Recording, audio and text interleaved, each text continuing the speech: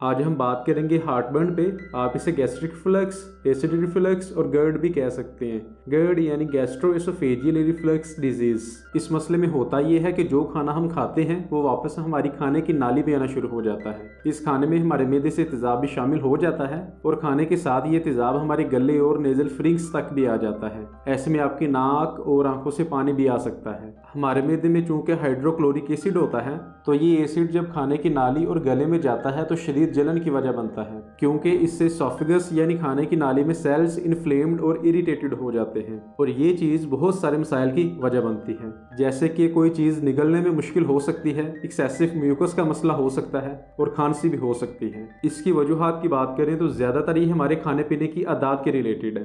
कुछ लोगों को लगता है कि मैदे में एसिड ज़्यादा होने की वजह से ऐसा होता है, हालांकि इसकी वजह मैदे में एसिड का कम होना है। खाने की नाली स्टोमिक के साथ जहाँ ख़त्म होती है वहाँ एक रुकावट होती है जिसे लोअर एसोफेजियल स्फिंक्टर कहते हैं। ये रुकावट स्टोमिक से यानी मैदे से नो रिटर्न का काम करती है, यानी खाने की नाली से जो चीज़ मैदे में चली जाए वो वापस ना आए। अब कुछ चीज़ें ऐसी हैं जो इस लोअर एसोफेजियल स्फिंक्टर को, इस रुकावट को लूज करने की वजह बनती है और इसी के बाद हार्टबर्न, गर्ड या एसिड रिफ्लक्स का मसला पैदा होता है। आपने इस मसले को हल करने के लिए एंटासिड टैबलेट्स नहीं लेनी, क्योंकि इससे मसला फौरी तौर पर तो हल हो जाएगा, लेकिन लॉन्ग टर्म में, लंबे अरसे के लिए ये आपके लिए बहुत सारे मसाइल पैदा कर सकता है। अभी हम कुछ प्रिकॉशनरी मेजरमेंट्स पे बात करते हैं और अगर आप ये एहतियाती तदाबीर अपनाते हैं तो बहुत जल्द आपका ये मसला हल हो जाएगा। तो सबसे पहले आपने अपनी फैट इनटेक कम करनी है। ज़्यादा ऑयली खाने नहीं खाने, तली हुई चीज़ें यानी फ्राइड फूड्स नहीं खाने, क्योंकि फ्राइड फूड्स स्फिंक्टर को लूज करने की वजह बनते हैं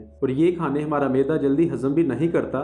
ऐसे में एसिड रिफ्लक्स का मसला ज़्यादा होता है और ये बिल्कुल भी एक नॉर्मल चीज़ नहीं है, क्योंकि स्टेज 4 पे जाके यही चीज़ कैंसर में भी बदल सकती है। अगर आपको ये मसला बहुत ज़्यादा है तो आपने पेट भरकर खाना नहीं खाना, आप हाफ पेट खाना खाएं, चाहे आपको दिन में 5 दफ़ा खाना ही क्यों ना खाना पड़े, क्योंकि जब हम पेट भरकर खाना खा लेते हैं तो इस स्फिंक्टर की तरफ, इस रुकावट की तरफ प्रेशर बढ़ जाता है। चॉकलेट ना खाएं, क्योंकि इसमें मौजूद मेथाजेंथेन वजह बनता है स्फिंक्टर को लूज करने की, स्फिंक्टर को रिलैक्स करने की। इसके अलावा कॉफ़ी भी एसिड रिफ्लक्स की वजह बन सकती है। अपने खाने पीने की आदत को मैनेज करें और हफ्ते में 3 दिन एक्सरसाइज तो लाजमी करें। कपड़े टाइट ना पहने, खास तौर पर अब्डोमिनल एरियाज पे। एक बहुत ज़रूरी चीज़ तो यह है कि आपने खाना खाने के 3 घंटे बाद लेटना है और कोशिश करें कि आपका बेड सर की तरफ से ज़रा ऊंचा हो। इससे हमारी खाने की नाली यानी इसोफेगस में जाने के चांसेस कम होंगे। रिफाइंड शुगर लेना कम कर दें, फ्रूट्स और वेजिटेबल्स का इस्तेमाल ज़्यादा करें और अपने वाटर इनटेक मुनासिब रखें, पानी कम नहीं पीना।